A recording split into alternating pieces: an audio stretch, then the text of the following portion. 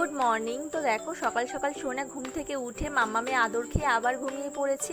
আর এখানে সোনার মশারির উপরে আমি কিছু খেলনা রেখে দিয়েছি, কারণ সোনা না ঘুম থেকে উঠলে পরে কাউকে না দেখতে পেলে খুব কান্না করে। তো খেলনাগুলো দেখলে কি হয়, সেই কান্নাটা আর করে না। আর আমি অবশ্য সোনার আশেপাশেই থাকি।